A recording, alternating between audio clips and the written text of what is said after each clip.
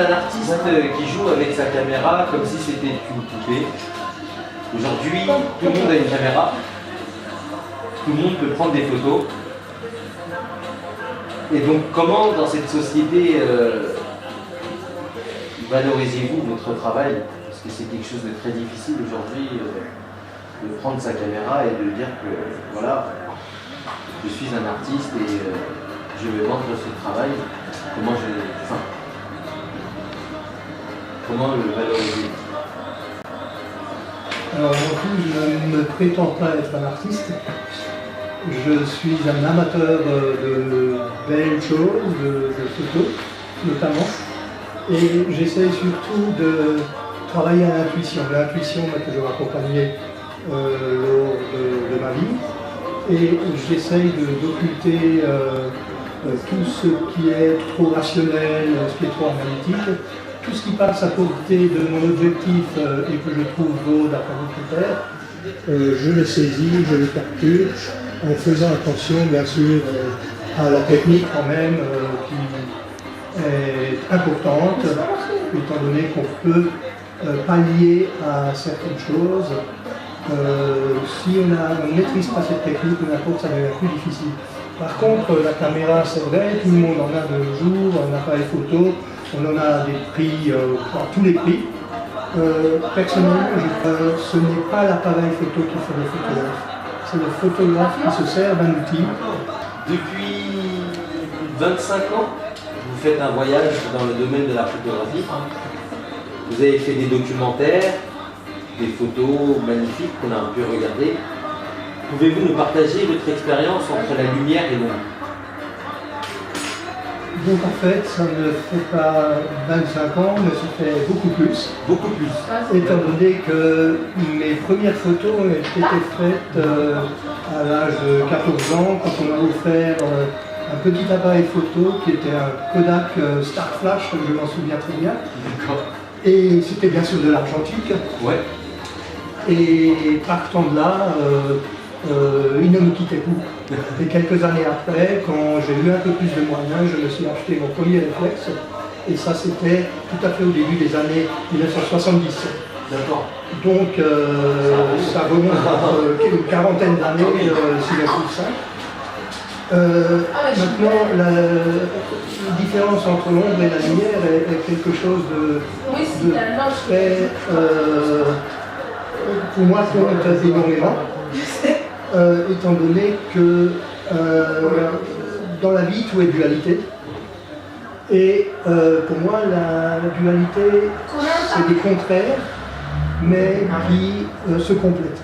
D'accord. Et partant de là, j'ai toujours essayé de travailler là-dessus.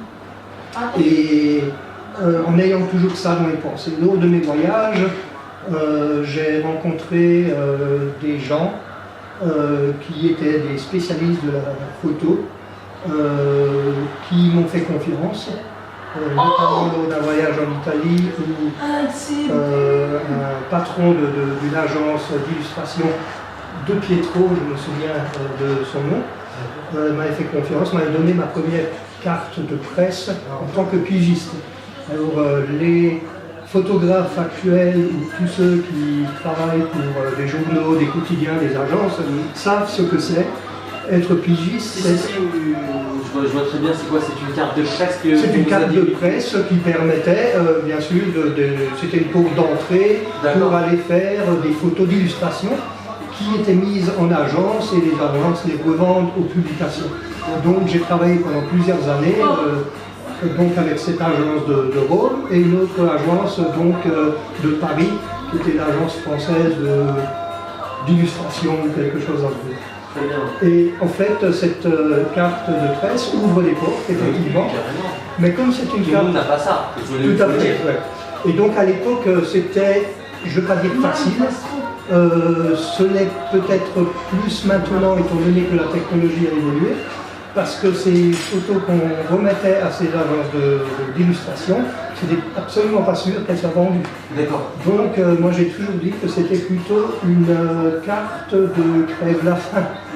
Parce qu'on ne pouvait pas vraiment en vivre correctement. C'est-à-dire ça payait les frais, ça permettait de faire quelque chose qu'on fait avec plaisir. la photographie, Bah oui. mais j'étais obligé de prendre un autre travail. Donc je dirais que j'étais au maximum un semi-professionnel de la photo. Donc je continue. Sur plusieurs de vos photographies, on peut voir une modernité. Comment apportez-vous cette fameuse touche? Parce que vous êtes quand même, vous êtes dans le métier, ça fait même plus de 25 ans. Vous me dites que ça fait depuis 14 ans que vous avez un appareil photo. Aujourd'hui, comment ramenez-vous, apportez-vous cette touche On évolue. Donc, voilà. Non, même pas, non, c'est pas un secret, mais disons ce qu'il y a. Il faut voir une chose, c'est que la photographie elle-même a évolué. Donc il y avait l'argentique, au départ, bon, il y avait les plaques et tout, mais ça j'ai pas connu. J'ai encore un appareil photographique qui date du début du dernier siècle. Dans ma collection, j'ai quelques appareils. Et il y avait des plaques, tout ça, bon, tout le monde connaît ça. Après, il y a eu l'argentique et maintenant il y a le numérique. Donc j'ai effectivement, comme la plupart des gens, je suis passé de l'argentique au numérique, mais il y en a qui refusent le numérique. Hein. Il y a des photographes qui refusent, qui continuent à travailler à l'argentique, oui, sans souci. Par contre, là où je ne suis pas d'accord avec eux, c'est qu'ils disent que le numérique, c'est pas de la photo parce qu'on fait du post-traitement avec l'informatique ou ce qu'ils en suit. Alors là, je peux les arrêter tout de suite. Parce que moi, à l'époque où je faisais de l'argentique, je développais moi-même mes photos, donc d'abord en noir et blanc, et c'était du travail, mais on faisait du post-traitement. Et la photo qui était faite en couleur, moi je n'ai jamais développé la couleur, parce que le matériel était trop cher, on n'avait pas de moyens, donc en fait, était retraité aussi en post-traitement. Il n'y a pas un photographe qui, à l'époque, n'amenait pas sa petite touche, ou n'importe, parce qu'il éclaircissait la photo, il enlevait certaines ombres, n'importe. Donc, de nos jours, moi, j'accepte le post-traitement, mais en le limitant. Le post-traitement chez moi, c'est fait justement pour améliorer les lumières, pour améliorer la couleur, pour essayer d'apporter un peu de profondeur. Par contre, mais sinon, c'est des prises instantanées. Instantanées. C'est-à-dire, voilà, quand quelque chose me plaît, je prends la photo. Si au moment de prendre la photo, quand je vois la chose, au moment de prendre la photo, il y a une émotion qui se crée. Sinon, on n'est pas intéressé. Voilà. Après, au moment de regarder la photo sur l'écran, si je n'ai aucune émotion en la voyant, je la jette. Ah, vous la jetez? Je la jette, parce qu'une photo doit apporter de l'émotion, déjà au photographe, et cette émotion doit être ressentie par la personne qui aura le truc de la regarder. Quoi, hein. Et si le photographe n'a pas cette émotion, il faut qu'il essaye peut-être de changer certaines choses sur les couleurs ou n'importe pour que cette émotion se fasse. Il faut l'émotion. Voilà. Et puis sinon, voilà. Donc le post-traitement chez moi, c'est ça. Et en plus, je n'enlèverai jamais, je ne ferai pas de mensonge numérique en gommant, par exemple, des rides sur un visage. Ces rides existent, font partie de la vie, du vécu de la personne. Et à partir du moment qu'elles existent, pour moi, elles resteront là. C'est exactement la même chose pour le prototélégraphique qui n'est souvent pas très esthétique. Mais si à la prise de vue, je n'arrive pas à l'occulter, à trouver un angle qui l'occulte, ben il restera là, il existe, donc il restera sur le fait. Il y a beaucoup d'histoires dans vos photographies. Elles nous attirent, mais qu'attend-il encore de vous, vos fans? Qu'est-ce qu'ils attendent encore de vous, de plus? Alors là, c'est vous qui dites. Je sais que on a beaucoup vu une réelle attente, parce que vous travaillez beaucoup sur Facebook, parce que sur tous les réseaux sociaux, vous êtes là. J'ai regardé mon père quand il se déplace dans des vernissages pour voir les artistes, vous êtes toujours là, même si vous êtes toujours là à vous approfondir, à comprendre et à avancer dans ce ce que vous faites dans le domaine, même si vous êtes photographe, vous restez toujours modeste, il y a toujours un écho qui s'installe dans l'art, dans tout ce qui est devenir le meilleur, quoi, devenir le meilleur. Mais vous, tout en étant le meilleur, vous faites quand même la place aux autres et vous allez voir ce que font les autres et vous partagez et vous voilà quoi.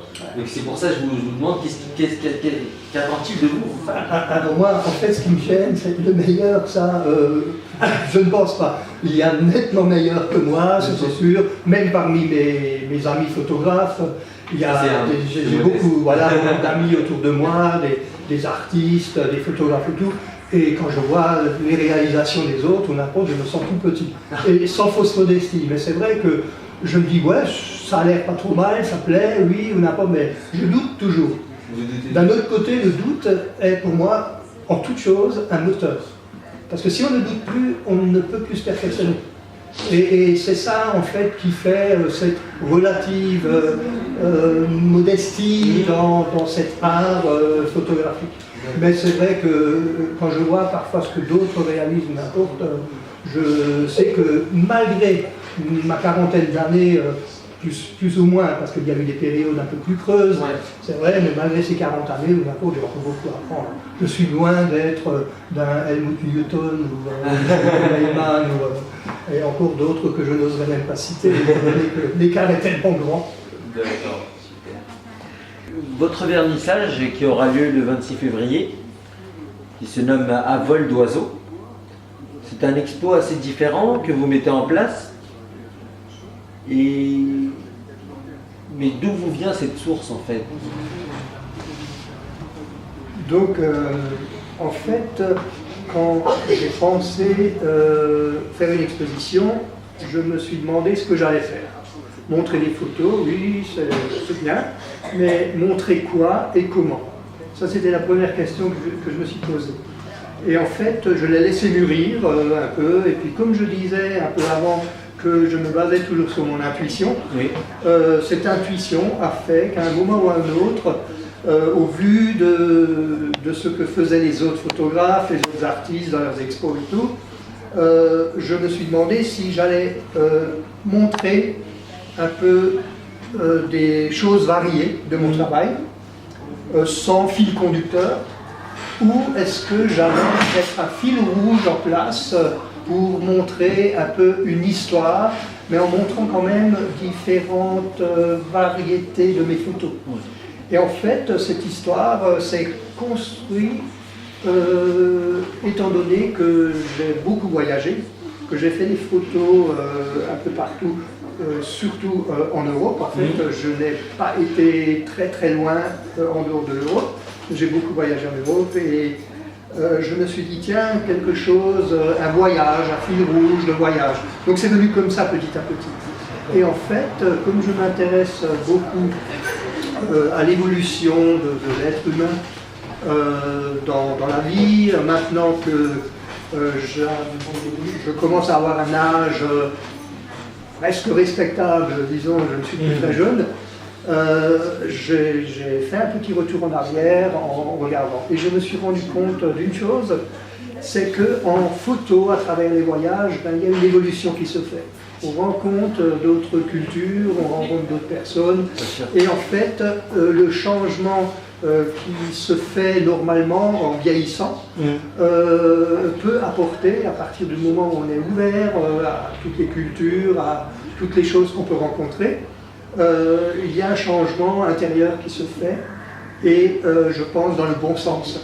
Et c'est pour ça que c'est un vol d'oiseau à travers la vie que je raconte l'histoire de l'évolution d'une personne. Très bien.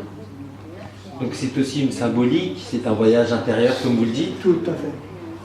Comment avez-vous pensé à de telles photographies? La ville, les souvenirs, la campagne, les humains, les fêtes, la nature, les arbres, vous écrivez ça avec la lumière. Êtes-vous satisfait de vos œuvres? Disons, si je les montre, c'est qu'elles me parlent. Hein. Comme je disais, si une photo ne provoque pas d'émotion chez moi, si possible positive, parce qu'il y a des photos bien sûr qui peuvent ramener des émotions négatives, ce qui n'est pas négatif. Un reporter de guerre, s'il veut montrer que la guerre n'est pas bonne, n'importe, il ne va pas faire quelque chose de gai, montrer des gens qui se font mitrailler avec le sourire. Donc il va montrer quoi, un blessé, un enfant dans les bras de sa mère, tout ça. Et c'est une émotion aussi, qui n'est pas une émotion positive, mais c'est une émotion, donc ça peut être une bonne photographie. C'est une émotion donc, quand même. Voilà, c'est une émotion, c'est une sensation que l'on a. D'un autre côté, je pense qu'il est nécessaire, quand on fait le choix de photos, de s'asseoir tranquillement et de regarder, de passer en revue, sans chercher, ou n'importe. De nouveau cette histoire d'intuition. Et quand on tombe sur une photo qui plaît vraiment et qui pourrait peut-être rentrer dans ce fil rouge, la mettre de côté en attendant. Et on va en mettre peut-être quelques dizaines de côté. Et après, il va falloir faire un choix. Et sur le choix, on va voir qu'est-ce qui s'enchaîne dans ce fil rouge. Alors on construit peut-être le milieu, on n'a pas de début, on n'a pas de fin. Et puis on revient en arrière, et tout ça. Et arrivé à un moment, là, on construit l'histoire. Et dans la foulée de cette histoire, il y a quelque chose à raconter quand même, pour que les gens puissent quand même comprendre le cheminement du photographe. C'est ce que je ferai donc au vernissage. Je lirai le texte que j'ai composé, photo par photo, et le texte pour les gens qui ne seront pas là. Ils pourront le lire parce qu'il sera à côté de chaque photo, un petit texte sera là avec l'explication. Voilà. Votre appareil est votre troisième œil, en quelque sorte. Vous êtes un artiste qui aime tout le monde sans différence, mais aidez-vous les artistes qui débutent dans cette carrière de photographie? Je suis ouvert à tout, mais il y a souvent des jeunes photographes, de jeunes artistes d'abord qui sont nettement meilleurs que moi. Et si je peux de temps en temps leur apporter quelque chose, c'est avec grand plaisir, mais moi aussi j'apprends des choses venant d'eux, donc c'est du donnant-donnant. C'est un échange, c'est ce que je fais avec d'autres. Il y a des artistes en dehors des photographes qui sont des plasticiens, que d'ailleurs j'ai rencontrés souvent via les réseaux sociaux, sur Facebook, n'importe, et puis c'était une rencontre virtuelle, qui sont devenues des rencontres réelles dans la vie, on est devenus amis dans la vie réelle, et même eux ont réussi à m'inspirer pour que je me mette à la peinture, que je m'essaye à créer mes toiles. Et il y aura quelques toiles dans cette exposition, quelques toiles très modestes de ma composition, qui sont peut-être même un peu, pour certaines, dans la droite ligne de ce fil rouge. Wow. C'est toujours ce fil rouge qui doit... Tout à fait. Et ce qui est de donner un coup de main à des artistes connus, reconnus, débutants ou non, je suis toujours prenant, et puis voilà, il m'arrive de donner un petit coup de main à gauche à droite, mais c'est avant tout mon plaisir. D'accord. Bah, c'est excellent, c'est un très bon interview, et c'est un très grand plaisir pour nous de vous accueillir à El Montana, qui est aujourd'hui une galerie d'art qui expose les œuvres des artistes, et nous sommes très honorés d'exposer vos photographies chez nous. Et moi je suis très honoré d'être reçu, donc voilà, et puis j'attends tous mes amis, même les gens qui ne me connaissent pas, le 26 ce soir pour notre vernissage, donc mercredi 26, à partir de 19h. À partir de 19h. Voilà, j'étais déjà ici lors du vernissage de notre ami Robert Montanaro. Oui. C'était une très belle ambiance, et j'espère que j'aurai droit à la même chose. Bien sûr, merci. Bien sûr. C'est moi. Merci.